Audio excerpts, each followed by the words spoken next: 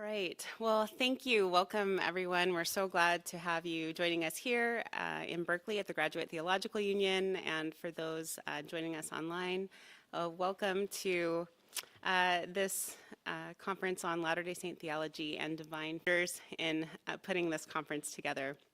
I'm really grateful for all of their support and to have all of you here.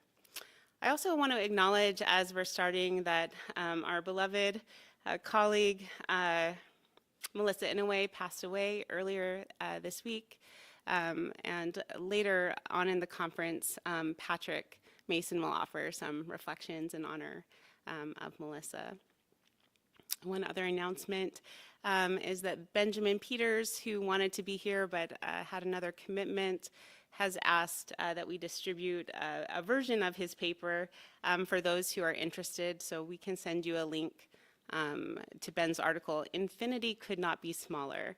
If you're interested in that, please let my research assistant Hope know, and she'll get that to you.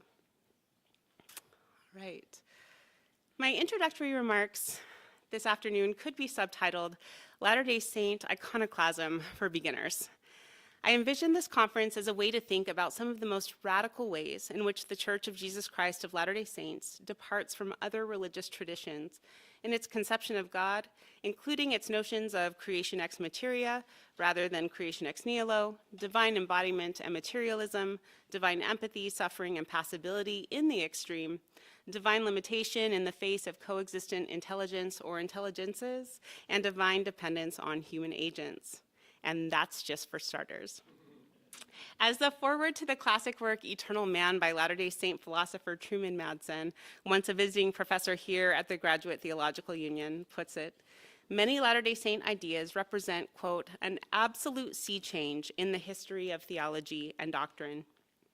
From the beginning, Mormonism has rather unabashedly challenged the status quo of classical Christianity, as well as many other traditions, with its basic assumptions about God, reality, and human nature.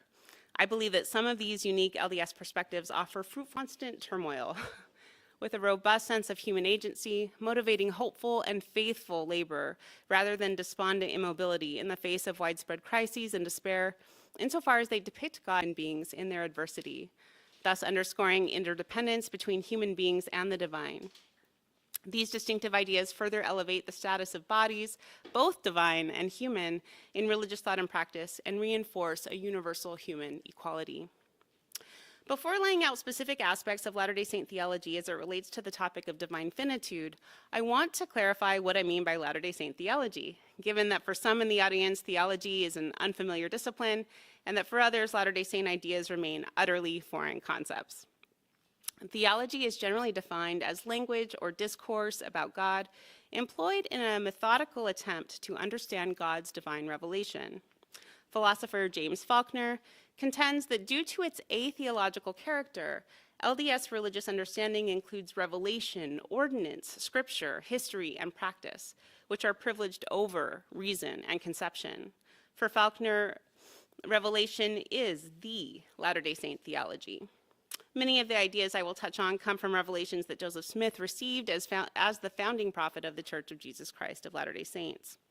According to Smith, getting the proper conception of God requires going all the way back to creation, specifically creation ex materia, rather than a creation ex nihilo. He articulates the impetus for the trajectory of his theological project thus, quote, I wish to go back to the beginning of creation. There is the starting point in order to be fully acquainted with the mind, purposes, and decrees of God that sits in yonder heavens. It is necessary for us to have an understanding of God in the beginning. If we start right, it is easy to go right all the time. But if we start wrong, it is a hard matter to get right. For Smith, getting the nature of God right is so critical because to get it wrong would entail a misunderstanding of human nature and therefore result in a misrelation between human beings and God.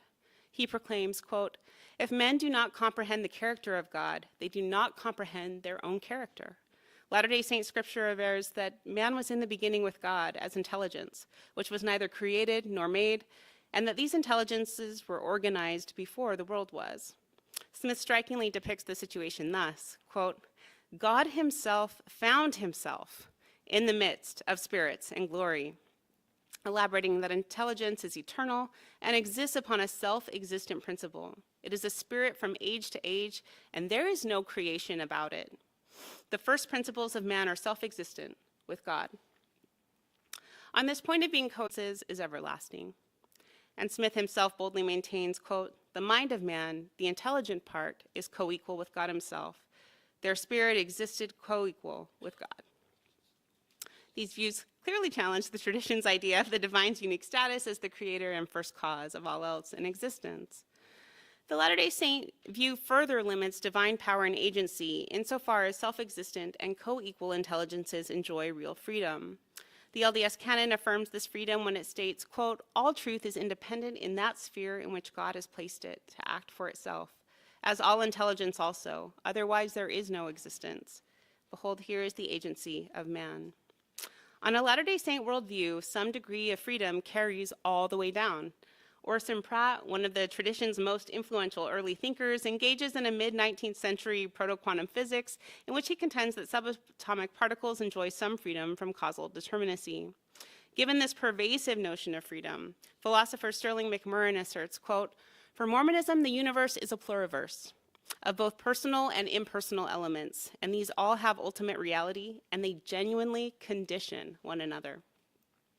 Writing a century earlier, 19th century LDS leader B.H. Roberts grapples with the tension between the freedom of self-existent intelligences and the power of the divine by contending that God's omnipotence ought to be understood as the power to bring about any state of affairs consistent with the natures of eternal existences.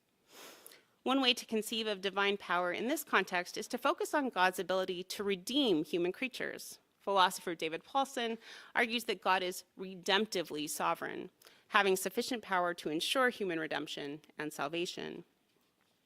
The freedom and coexistence of intelligences that condition divine power and limitation means that human freedom predates human embodiment. The canon thus locates the origin of human moral agency in a pre-mortal existence, not only underscoring the radicality of human freedom, but also potentially offering some resources for thinking through the problem of evil, which deals with questions about how we square the existence of an all-knowing, loving, and benevolent God with the suffering in the world. Attempting to answer this dilemma while acknowledging pervasive suffering in the world, Madsen suggests, "As to present ills, we anticipated them. Yet we chose, and chose with knowledge, these very conditions and risks." LDS educator Francine Benyon, in her articulation of a Latter-day Saint theology of suffering, expresses a similar perspective, albeit in a more auditory fashion. Quote, "I pray we may gain courage and faith to affirm the choice we made, to remember that we are active and alive and meeting suffering here because God knew we could and because we believed we could." Smith himself clearly attests the potential for growth in this context. Quote, "All the minds and spirits that God ever sent into the world are susceptible of enlargement and improvement, including through this experience of suffering." The Latter-day Saint view thus lends itself to what philosopher John Hick famously termed a soul-making theodicy, and I believe that it can do so without opposing social progress or condoning unjust social conditions, which are some problems that have been identified as being implied in Hick's account.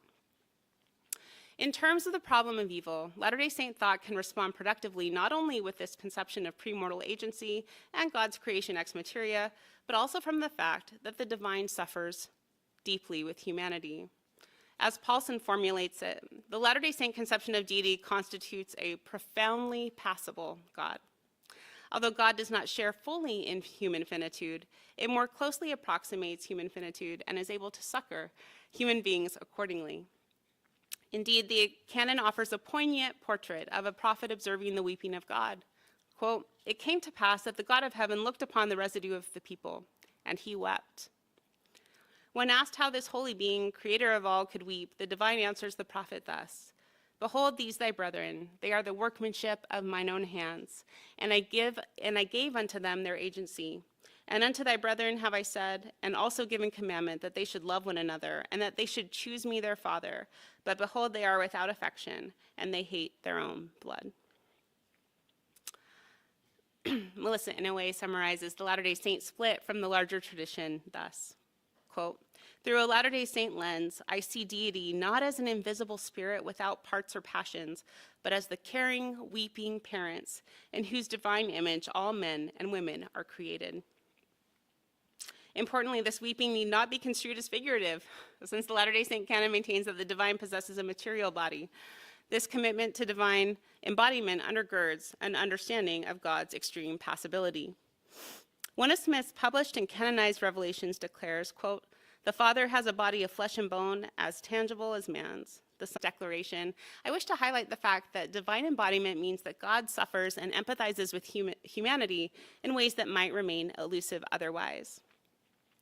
The 20th century Christian theologian, mystic, and activist Simone Weil describes what she terms affliction as suffering that either originates in the physical body and through its severity penetrates to the spirit, or begins in the spirit and emanates to the physical body.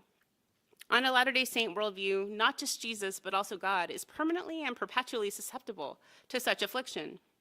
Perhaps Weil's notion of affliction runs even deeper in Mormonism on both divine and human levels, given its thoroughgoing materialism. All spirit is matter, the canon avers, emphasizing that there is no such thing as immaterial matter. This deep passibility, so closely tied to God's materiality and corporeality, impels God to condescend to, covenant with, and co-labor alongside humanity. I believe divine condescension is epitomized when God states in Scripture, quote, "I, the Lord, am bound when you do what I say," continuing that when human beings act contrary to this covenant relationship, that's less power and agency. As a theologian invested in attending to the margins, I see this as one of the divine traits most worthy of emulation. God sets conditions on human agency, protecting the degree of God's own vulnerability in relationship, while at the same time remaining vulnerable to human beings who are relatively more limited by honoring their agency in intimate relation. God then canonically renounces power in order to collapse the space between God and humanity, condescending to create a safe and empowering context for human beings that enables authentic relationship. Through covenant, the divine binds itself to humanity in order to protect humanity in a relationship of unequal power relations, condescending and immersing itself in an unpredictable and often unresponsive world. The divine both invites and respects human responsiveness. Moreover, God further becomes vulnerable by displaying a dependence on others for the fulfillment of covenant. In a similar vein, the Latter-day Saint canon portrays God as dauntlessly laboring with human beings in the most menial and mundane manner, working interdependently and innovatively amid uncertain outcomes to bring to pass the divine design for creation, motivated by a deep pathos in the face of the potential of loss and utter futility. Within the Latter-day Saint tradition, embodiment is not at odds with divinity, but essential to it. A central purpose of human existence is for premortal spirits to attain a body as a means to becoming more like the divine. Communion with God occurs through the body rather than by transcending it. Smith summarizes the high esteem of the body by explaining, quote, "We came into this world that we might receive a body.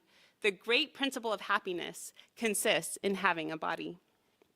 Henry B. Eyring, one of the highest authorities in the church today, drives home the importance of the material body for Latter-day Saints when describing a post-resurrection reunification with deceased loved ones as involving bodies in contrast to a merely ethereal reunion.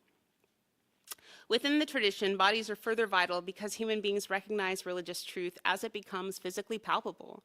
In fact, Smith maintains that the thoroughgoing materialism to which he subscribed would become readily apparent to human beings once their bodies became perfected. Although the materiality of spirit remains elusive to human observation because it is more fine or pure, and therefore can only be discerned by purer eyes, when our bodies are purified, we shall see that it is all matter. Truth discernment is such an embodied process that even on a more figurative level, Smith could meaningfully state that truth tastes good. The high estimation and essential role of bodies in the Latter-day Saint tradition bears implications for human equality. Claiming that the disembodied God of Western philosophical theology has always disempowered women, feminist scholar Margaret Toscano contends that the Latter-day Saint doctrine of God as an embodied, gendered, glorified, anthropomorphic personage was intended to correct the orthodox view. Placing the physical creation on an equal footing with the spiritual, Smith's revelations and innovations on Christian tradition present body and spirit, matter and mind, as inextricably connected and equally necessary for a fullness of joy. Toscano reasons radical inclusion. Quote, physicality has always been central to Mormon belief. Its authoritative texts, sacred ordinances, and practices are too committed to embodiment to allow for the elimination of God's resurrected material body.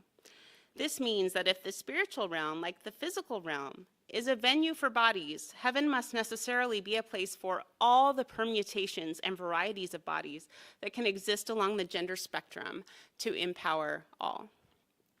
Toscano holds that the tradition's theological commitment to divine embodiment and belief in a universal physical resurrection positively confronts and challenges theologians to work out the challenges of gender, embodiment, and sexuality without any excuse for circumventing these issues as some sort of ephemeral, this-worldly problem.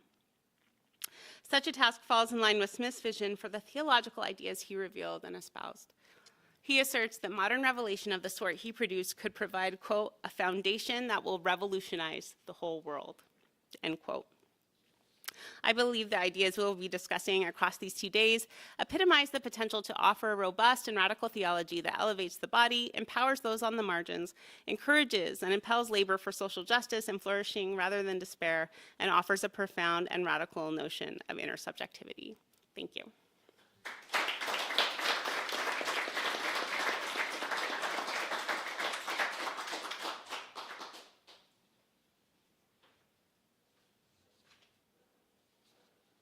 I realized in my excitement I forgot to make an announcement about the bathroom. People need bathrooms. You go out this door, turn to your left, take the next hall to the right, and you'll be right there. There's also a water fountain there. It's now my pleasure to introduce Rachael Givens-Johnson, who received her PhD in history from the University of Virginia in 2019 and is currently a postdoctoral fellow at the Maxwell Institute, studying themes of religious materialism and embodiment. Rachael's paper is entitled "The Kingdom of God is Present: Late 19th Century Transatlantic Debates on LDS Material Metaphysics." Rachael.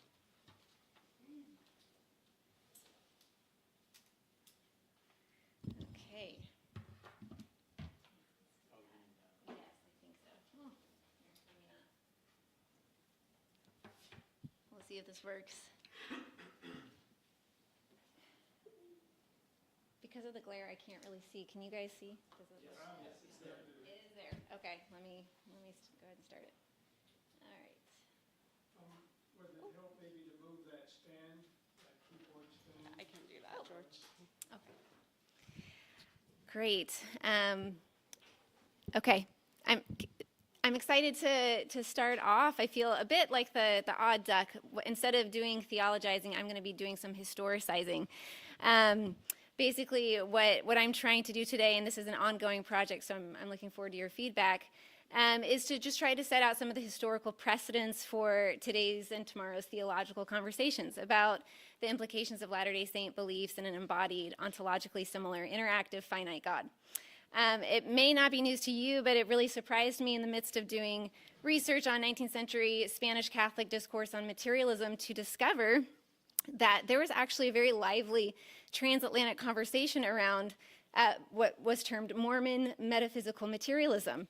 I was shocked to find in the leading British and Irish journals and some Spanish Catholic travel accounts dissections of Orson Pratt's absurdities of immaterialism and familiarity with Joseph Smith's King Follett discourse and other teachings by partly Pratt and, of course, the very pragmatic kind of temporal kingdom building initiated by Brigham Young. So my presentation today will be a kind of overview, a sampling of what caught their attention, why it sparked so much kind of cultural, anthropological interest.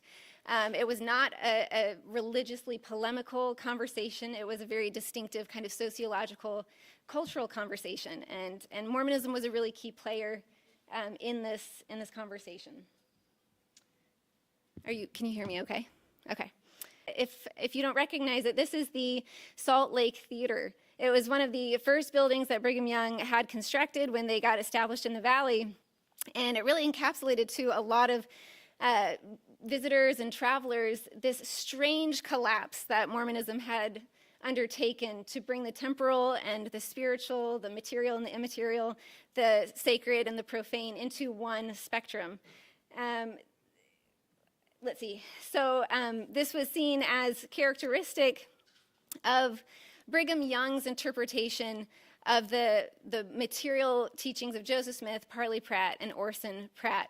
So I've highlighted Orson and Brigham here because those were kind of like the main actors, the main subjects in a lot of these commentaries and essays. Orson Pratt was even dubbed the apostle of materialism by many writers who were dissecting his ideas. And just to give you a sense of how centrally outsiders perceived the beliefs that Deidre just laid out about the nature of God and his finitude and embodiment, his embeddedness in space and time, let me read to you just a couple things.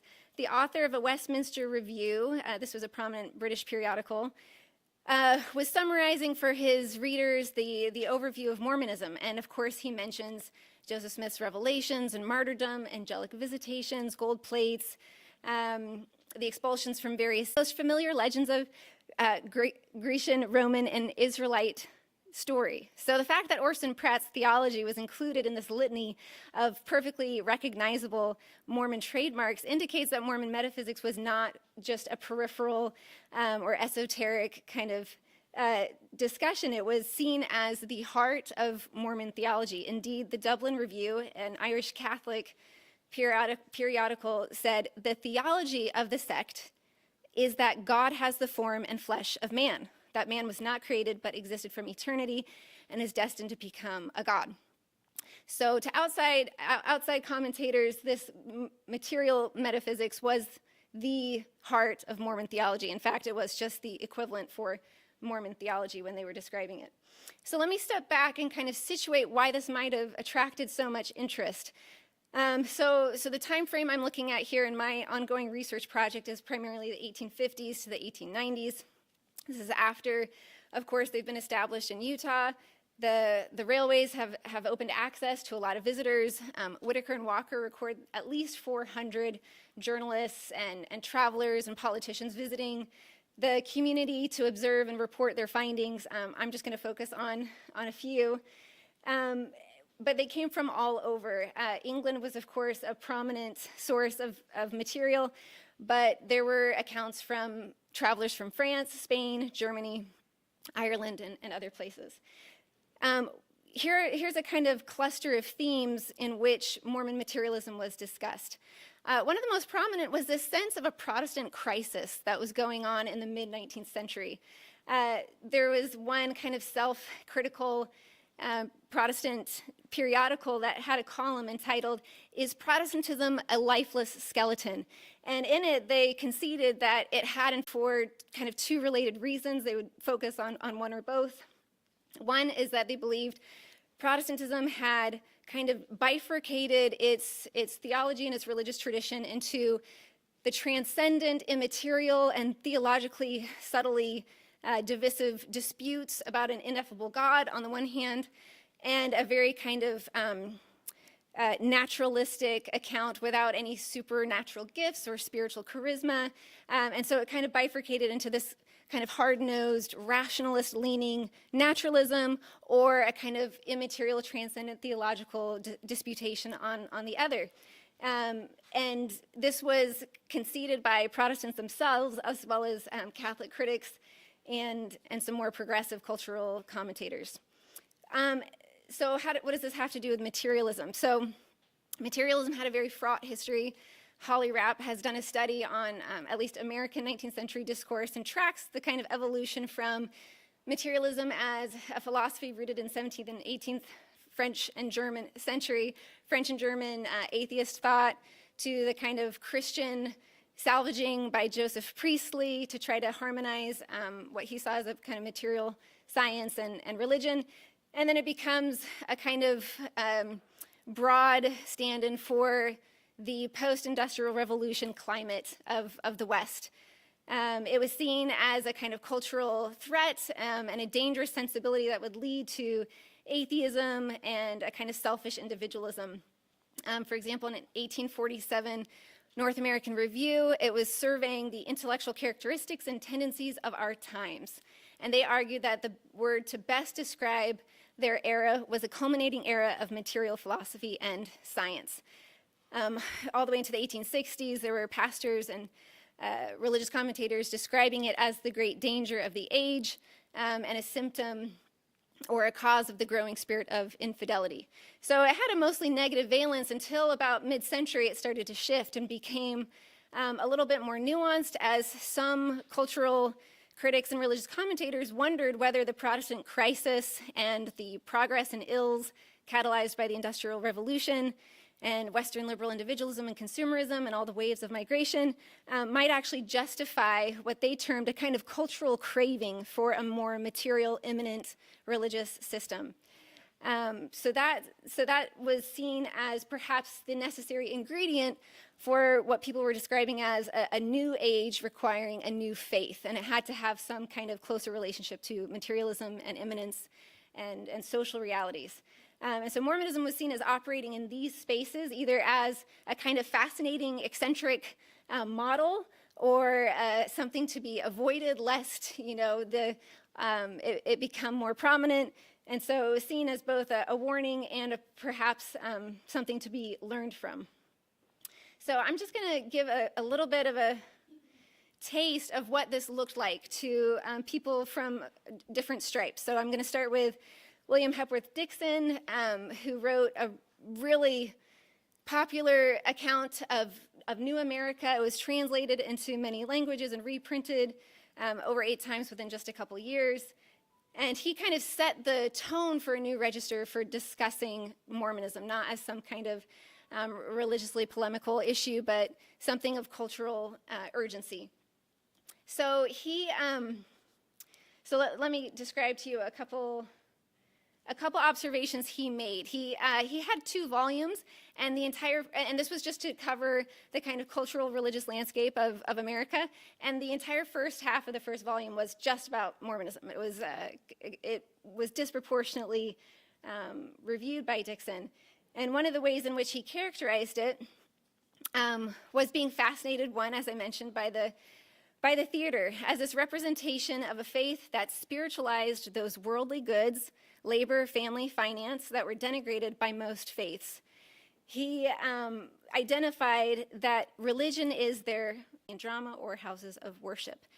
He explained they profess to have so much religion in their blood and bone they can easily dispense on occasion with religious forms, because they were convinced, as he goes on to explain, that they were guided by a very personal God who spoke to them in real time from real space in ongoing revelation. He acknowledged that they had a focus and an amazing track record with social order and material progress.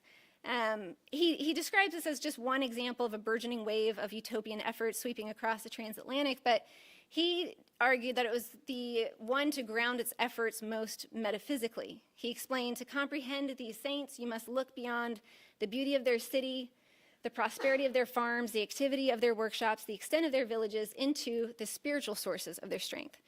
So by this time, everyone had kind of recognized that miraculously this community had blossomed into a thriving town. It had a very efficient and kind of admirable immigration system to aid those coming overseas and getting them established with work and a community, and this was seen by many as envious. And so he's saying that there's a reason for this, a theological reason for this.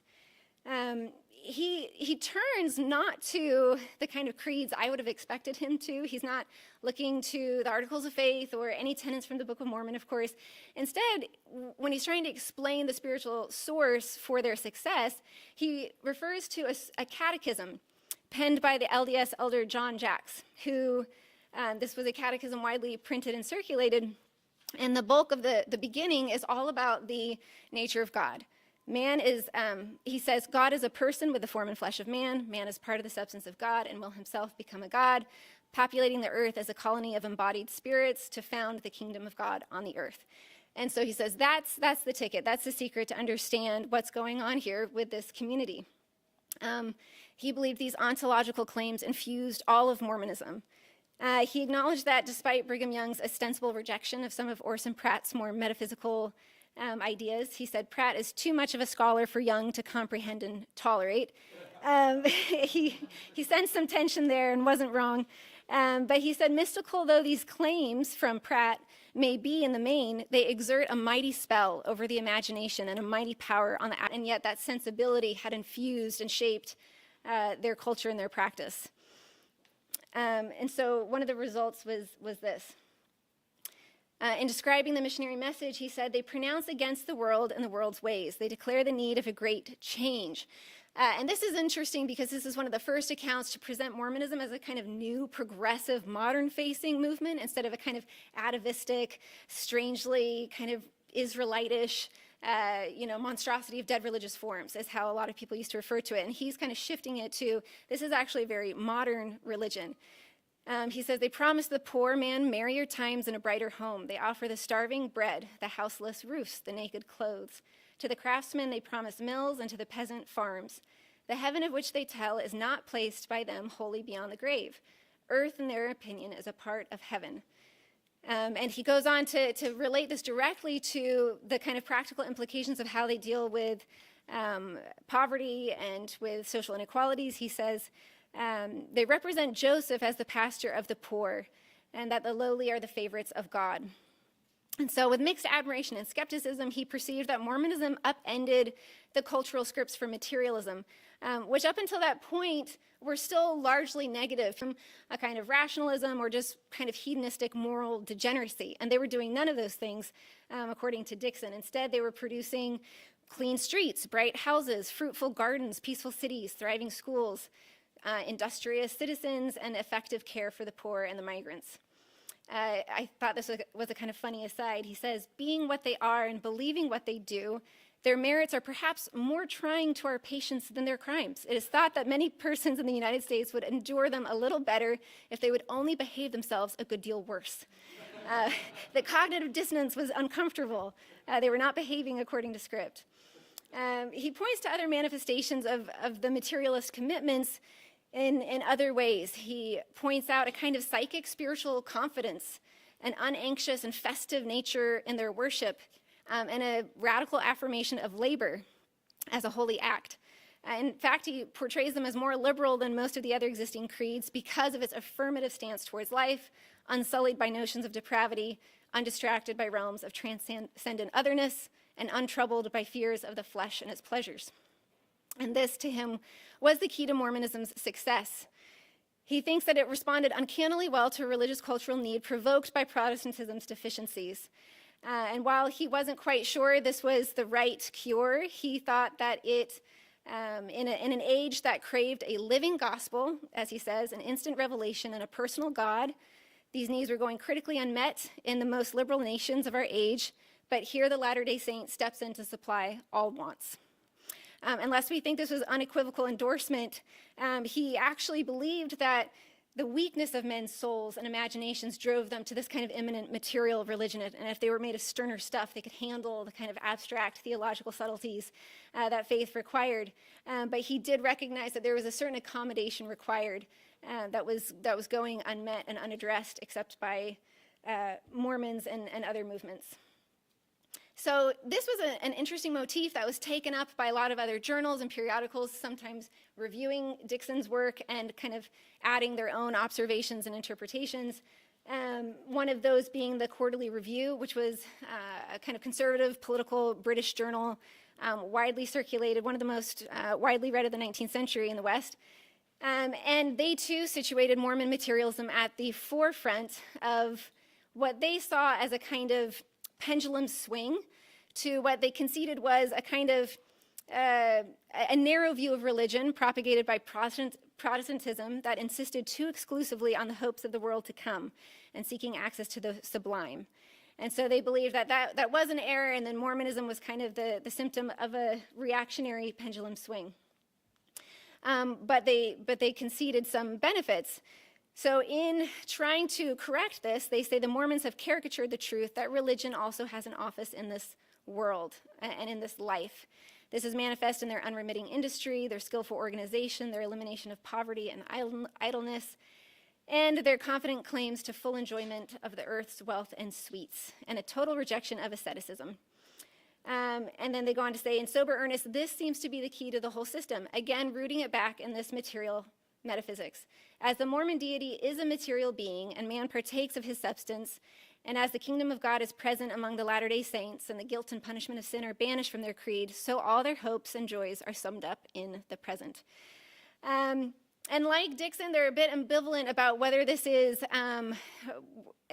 worse than the disease, the cure that Mormonism represents, but they do wonder whether this is the germ of a new religion which shall redeem the world, or whether it will be worthy of the ancient cities of the plain, those religious traditions that were extinguished and in the kind of, graveyard of history. And they left that open. They said it just remains to be seen. Some were less ambivalent. I'll just go through about one or two more. This was, from a Catholic point of view, across the ocean. So I'm kind of glossing a lot of regional and kind of other local conditions that are going to shape these interpretations. But at least broadly speaking, European Catholics tended to take a slightly different angle on Mormonism, at least in this time period in the late 19th century. They weren't trying so hard to differentiate themselves from America, or from Mormonism as a threat to American culture and democracy, and so they kind of took a more detached and kind of curious perspective. And in fact, what's interesting about the Catholic take is that they saw Mormonism solving a problem that they never had. It was a problem that Protestantism had created, and Mormonism was meeting in a totally sane way the need for the spiritual and the material to be reunited, for this bifurcation to be healed. But their overall take was just, we're going to do it better and without the polygamy and all the craziness. And so I'll just kind of summarize these two quotes here. Again, where he's saying, we believe that a society of zealous Catholics, under a wise Catholic ruler, carrying the principles of the church and all their arrangements, might easily attain all that is good in the Mormon system, avoiding all that is evil. But they admired what it was trying to do, and they said that's what we're doing already. Even in the example of, there was a proposal to try to take care of the Irish immigrants coming to America, and it was essentially a description of the Mormon immigration system. And indeed, the writer who was commenting on it noted, he's saying, well, there's nothing to say we can't do it because the Mormons are already doing it, and we imagine that we could do it as well, just better. And so these are some of the examples of how Latter-day Saints became a really fascinating player in these cultural religious debates about the need to make religion more materially relevant, more socially practical, and more emotionally and personally appealing. And thank you, and that's all.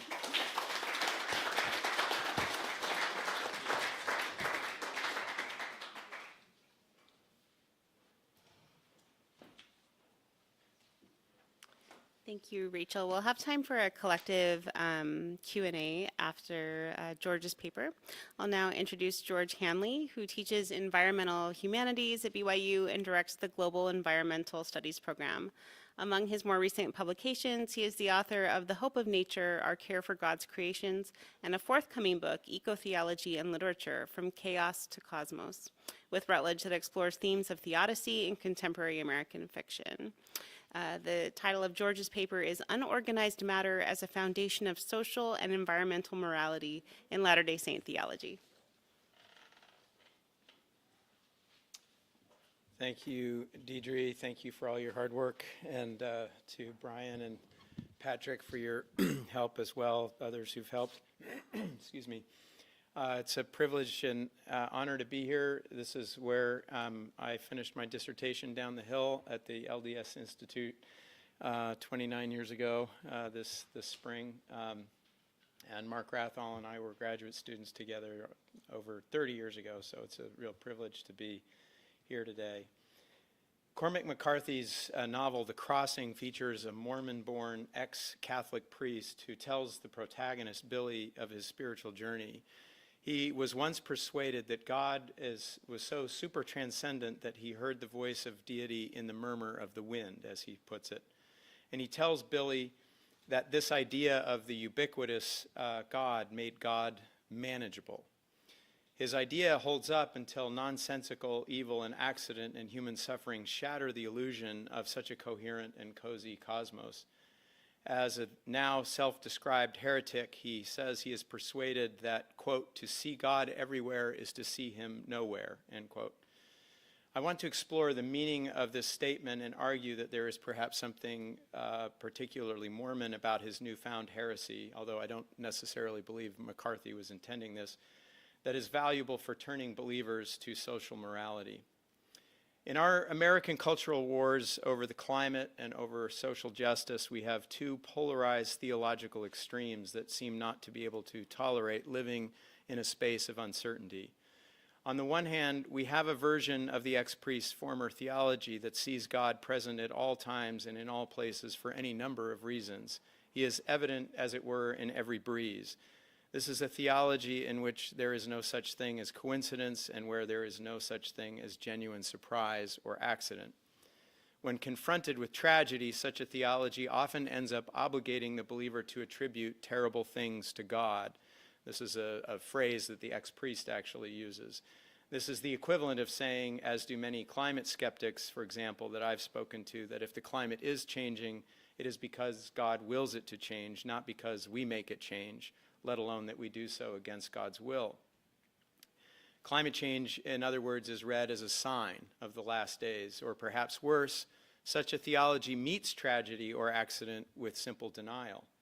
Climate change isn't happening because it can't happen. It simply cannot be the case that human beings have the capacity to move history in any direction other than that willed by God.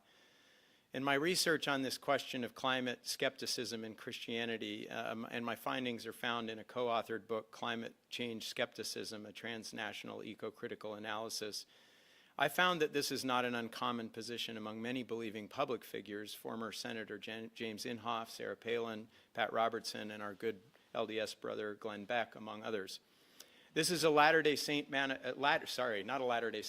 a Latter-day manifestation of the various inadequate theodicies that Christianity developed when it opted for a creation ex nihilo and an omnipotent creator.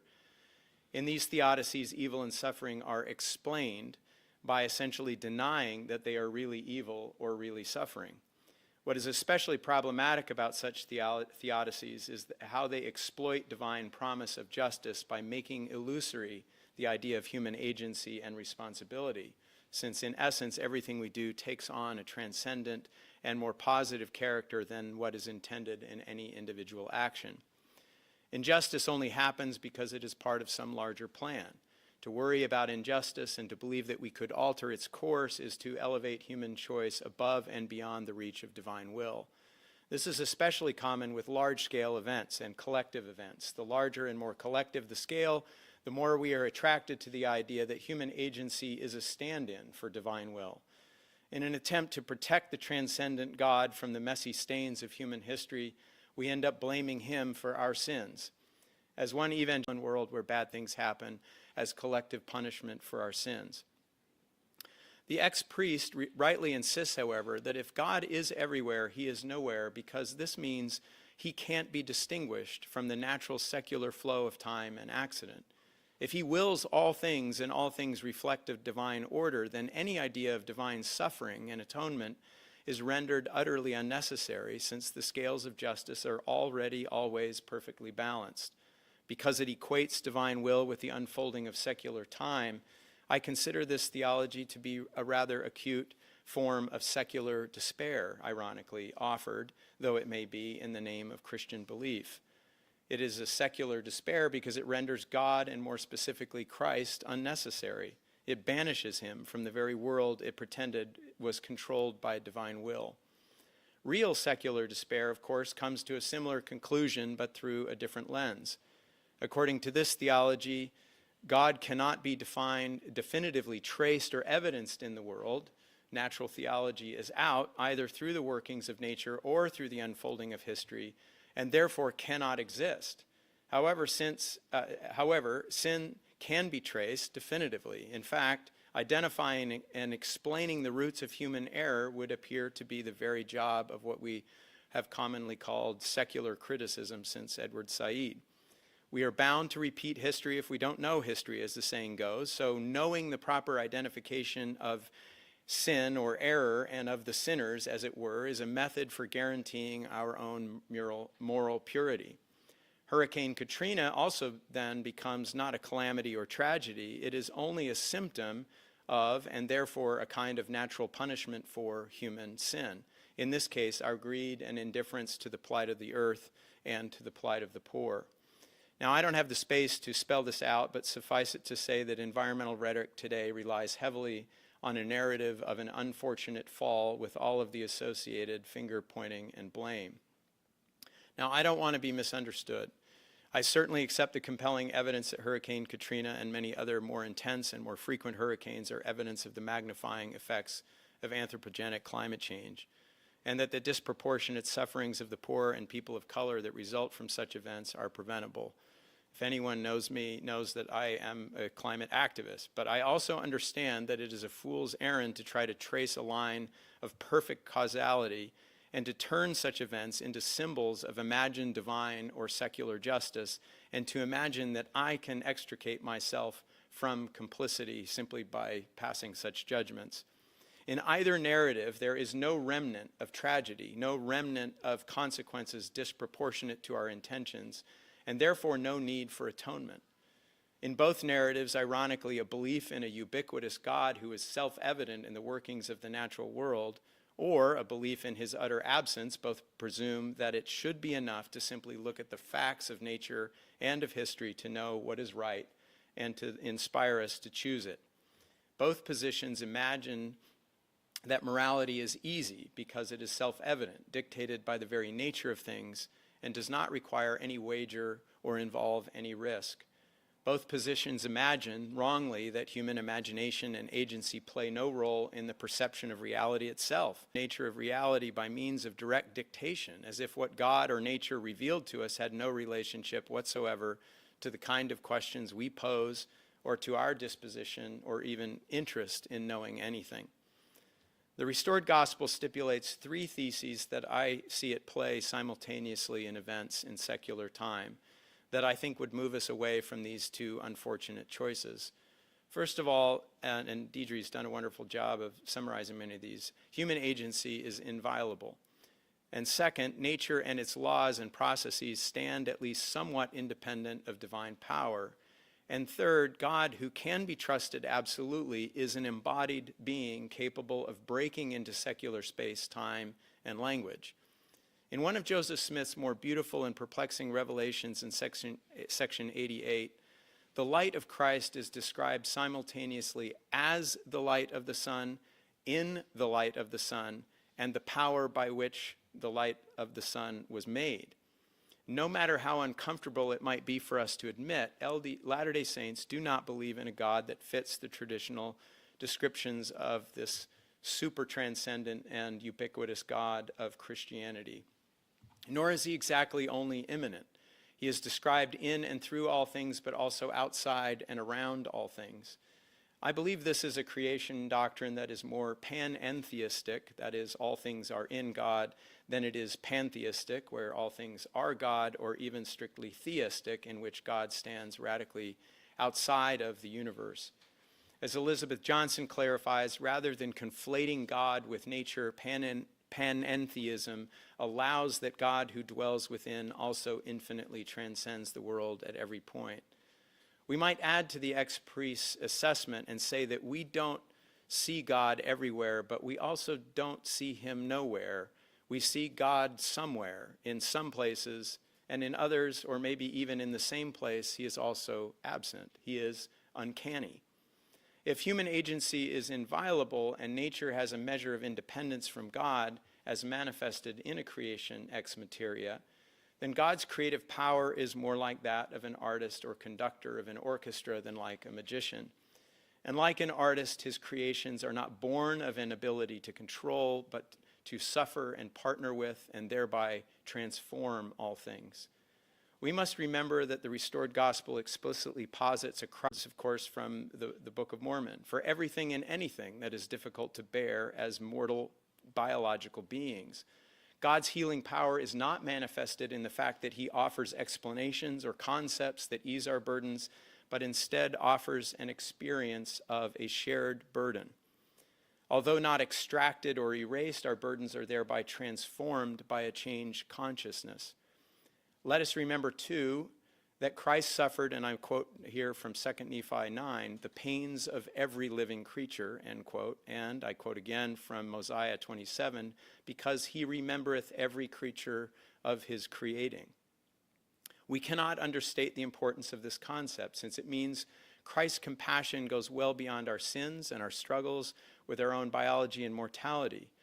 99% of all species to have ever existed went extinct before those we know of now on this earth. And so therefore we must conclude that Christ's capacity for compassion for his creations is unbounded and certainly unimaginable to our limited understanding.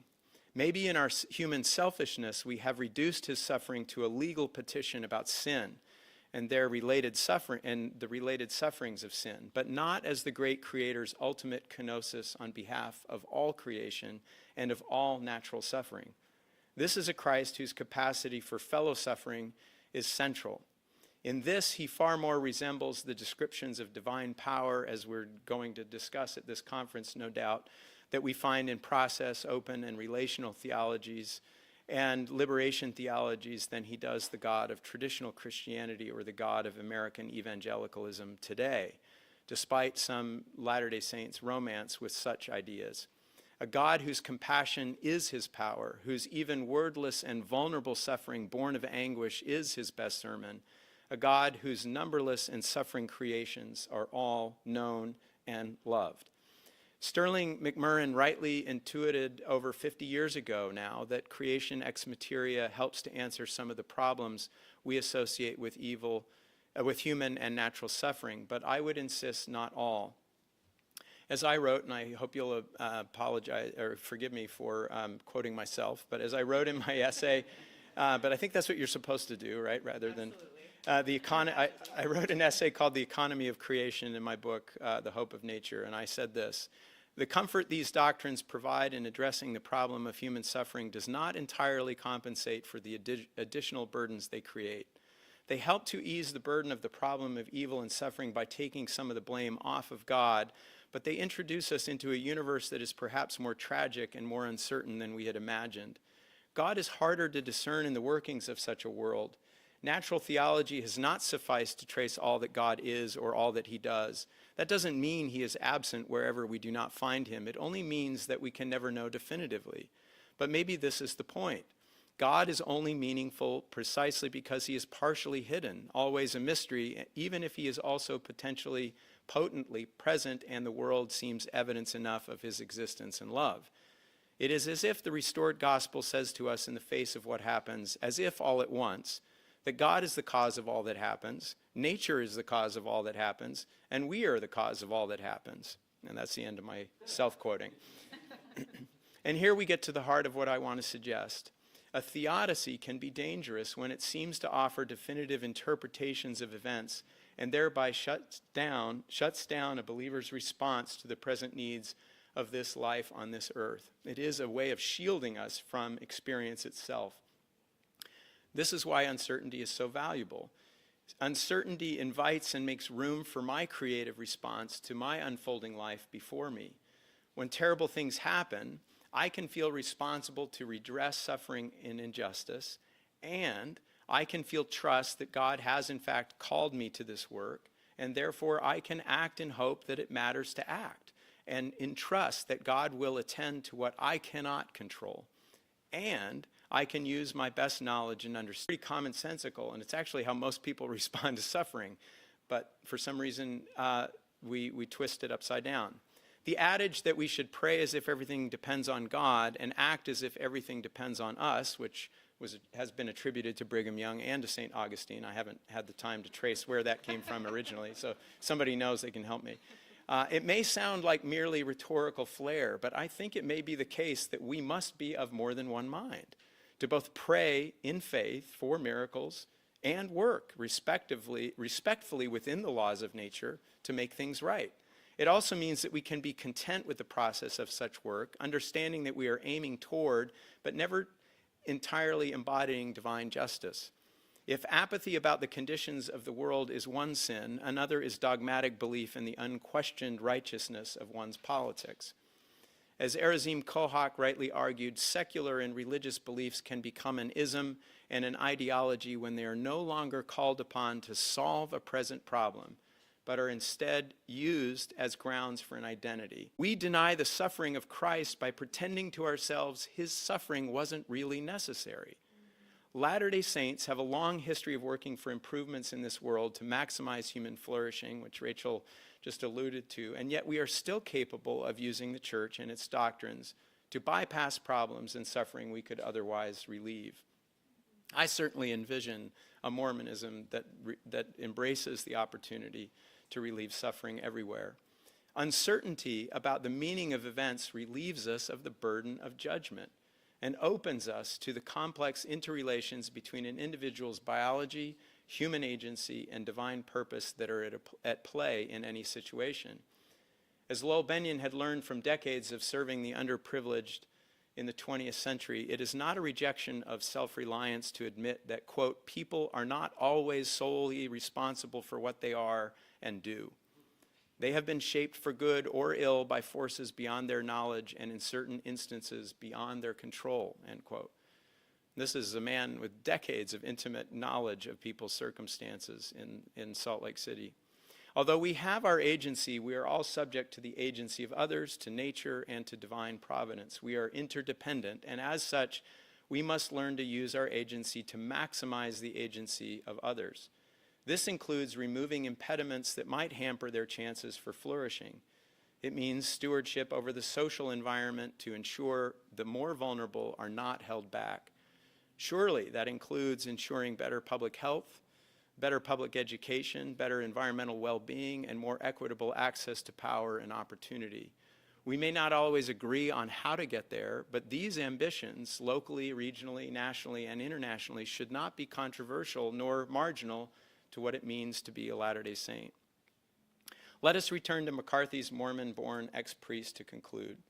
In the early 20th century, fundamentalists specifically identified, among other doctrines, our doctrine of an ex materia creation as heretical. These were in the fundamentals essays in the early 20th century, which is not given a lot of attention. We know they rejected us for lots of other reasons, but that's also listed. So it's interesting that there was so much praise for it earlier, but this became much more common. The ex-priest no longer believes God can be discernible or legible in the annals of history or in the workings of the natural world, at least not in any way that obviates our own creative and risky discernment. Nature is simply too complex and independent. In such a world, however, he isn't saying God does not or cannot exist, nor even that we shouldn't be looking for him. But he also isn't saying that certain terrible things can't happen or that if they do, they aren't really terrible. He simply refuses to believe that nature can be read for God like the palm of a hand for the indiscernible future. He is not looking any longer for signs. And now relieved of that burden, he moves into new forms of faithfulness. Because he is no longer sure where God is in a somewhat violent and chaotic creation, and because he never stops feeling haunted by God's uncanny presence, he keeps going to what Michel de Certeau calls the locus of the wound, to those very places where human and natural agony are at their most acute. His uncertainty has changed him into a more vulnerable and compassionate man, even if far less confident to speak on behalf of divine intentions. McCarthy moves us toward a position that is no longer espousing blandly general sacredness, nor even perpetual argument with God over his injustices, but instead toward compassion and an expectation or hope of the uncanny divine presence.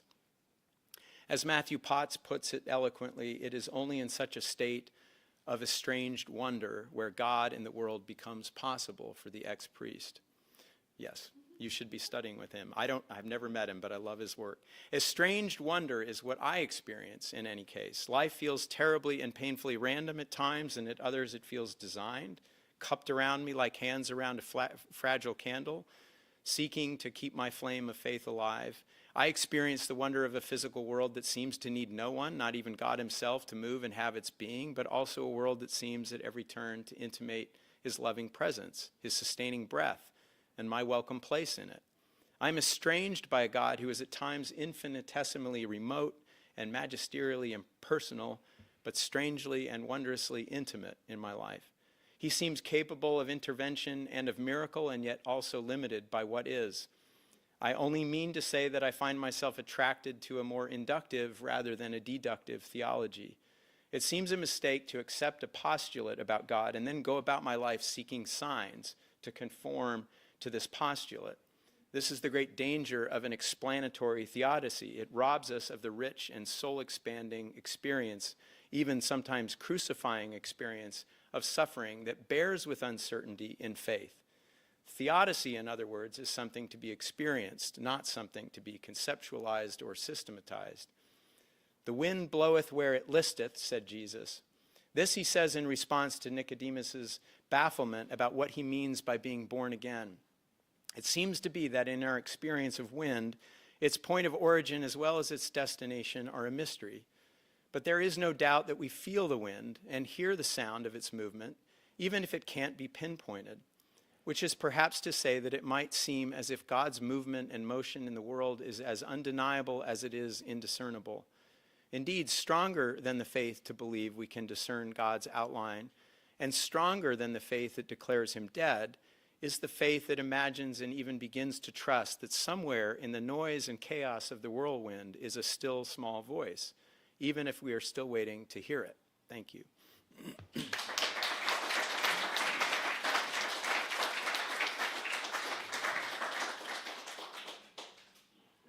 Thanks. We have a few minutes for questions, and we might go a little over into the break since we got a late start. But if anyone has questions, Hope can bring you a microphone for either George or Rachel.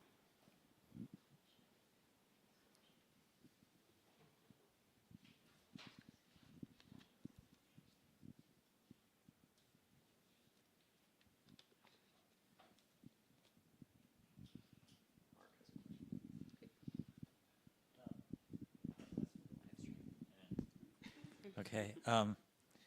So first, just a note. I feel a little whiplash because Dr. Givens Johnson told us we'd be better accepted if we behaved a little worse.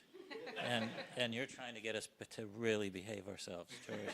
And so I don't know which way to go. But at one point, George, by the way, I thought both really interesting and a really beautiful sermon.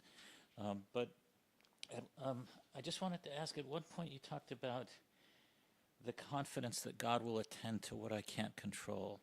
And that, to me, seems to run contrary to the force of the rest of what you were saying, that we really ought to assume that God won't attend to the things that I can't control, because that creates a kind of complacency in us. And Yeah, do I need to use the microphone to answer? Or how do you?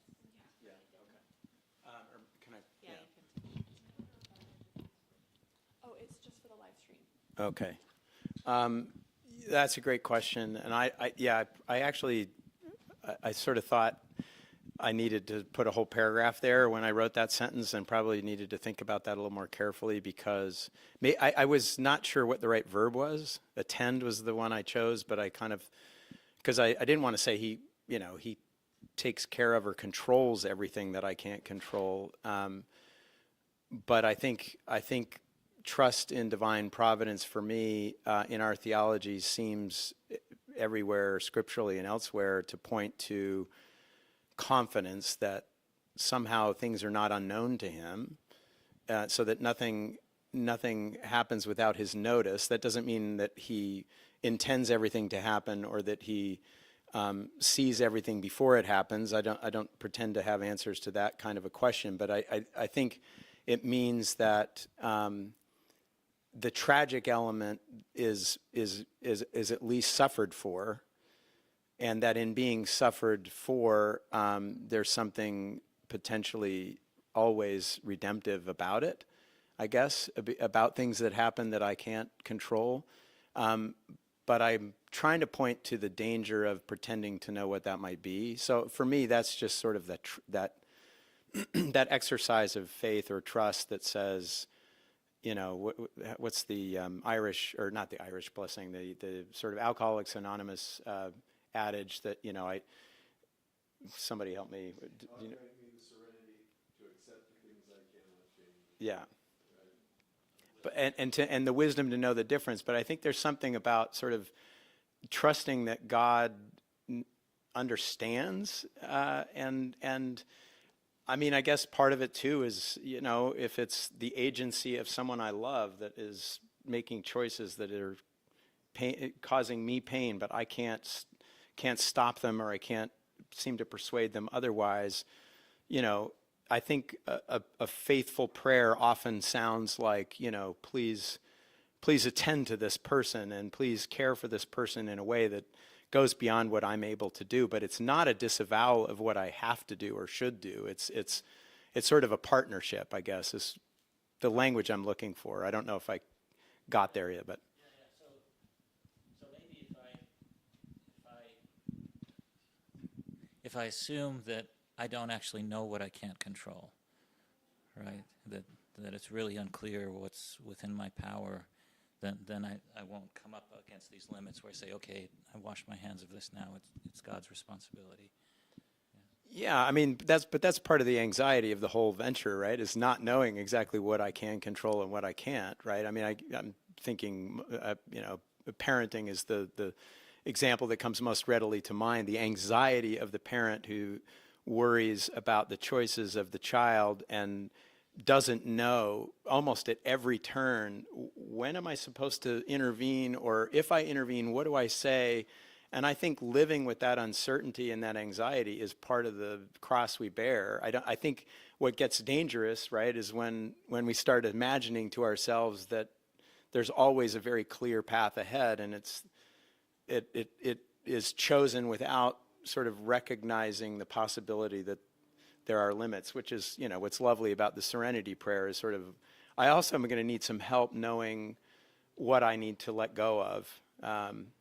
Anyway, we're speaking, you know, very theoretically about very, very concrete situations sometimes, but I think it's the lived anxiety that I think actually is something we have to learn how to carry as a burden. I don't think it's something that I don't think it's fruitful to expect God to sort of turn that off, right? I mean, maybe there's power in knowing that God is suffering with me and bearing with my situation in a way that gives me power to be patient and and gives me power to refrain from controlling behavior or excessive anxiety that can also become controlling, that sort of thing. I don't know.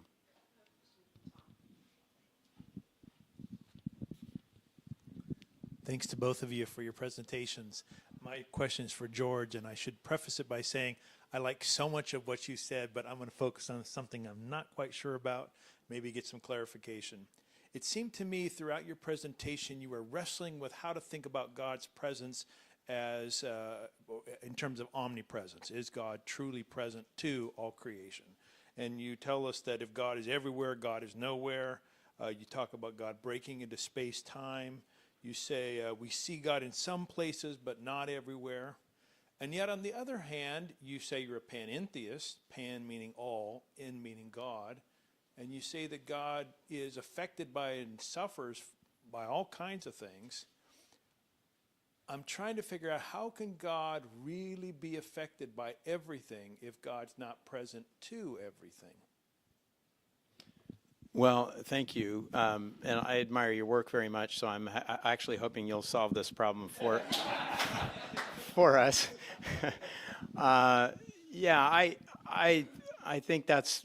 I mean, I'm trying to describe what I think is what the Asians of seeing God everywhere is what's wrong. It's not so much the I think God's presence everywhere is always a potential possibility, right? I think sort of ruling out that God isn't present.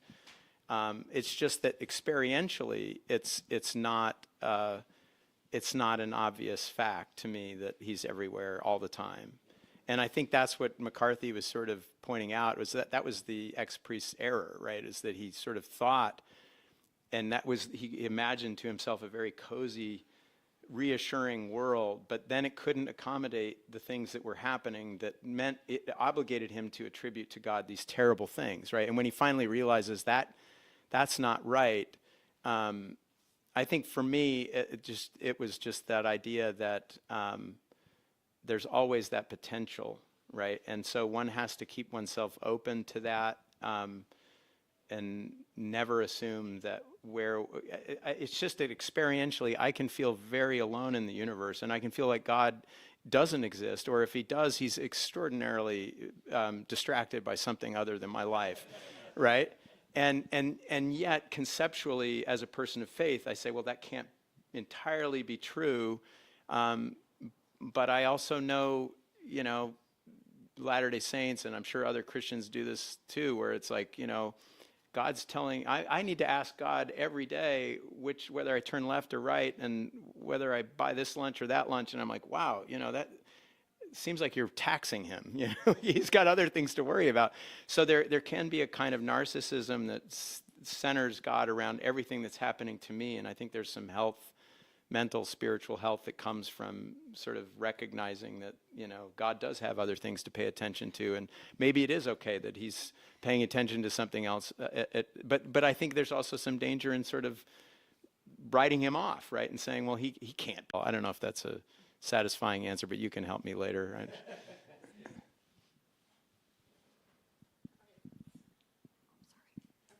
Oops, sorry. Thank you all so much. This has been very rich for me. I have a question for you, George, maybe to help me tease out meaning in something that I've always wrestled with. And that is the biblical injunction, and also nestled in our temple ceremony, the idea of man and humankind having dominion over the earth. To me, that seems a little bit discompassionate, maybe hierarchical. And I've wrestled with how that would affect our response to climate change or our participation in alleviating that. Yeah, I'll try to be very, very brief, because I've spilled a lot of ink on that question, and I think Hugh Nibley, of course, addressed that question early on pretty powerfully in pointing out that dominion is not how did he put it, not a license to exterminate, but a call.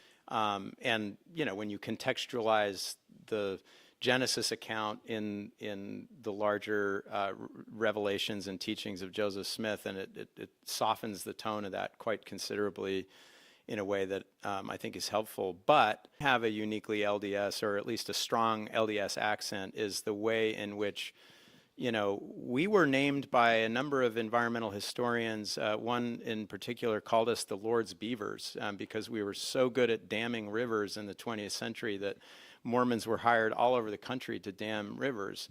And there's this sort of engineering mentality in Latter-day Saint, which is a function of, sort of building kingdoms and building the earth here. And it isn't this worldly ethical focus, but it's kind of, it runs the risk of sort of displacing the kingdom of God with Main Street USA, right? It's like, this is how we do it. We make our Disneyland version of heaven that's a man-made set of technologies and infrastructure, so I think there are some Latter-day Saints who are actually quite thrilled that we're as powerful as we are, that we could change the climate, because it is that kind of, maybe I'm being unfair, but I think that doesn't bother them, is that there are some LDS people who are not worried about it, because we'll engineer stepping back and assuming a different kind of humility, or asking really troubling questions about some of our assumptions about our economic behavior and so on.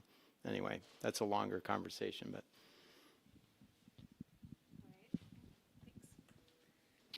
We'll go ahead and take a 5-minute break before the next session. So please join me in thanking Rachael and George for the papers.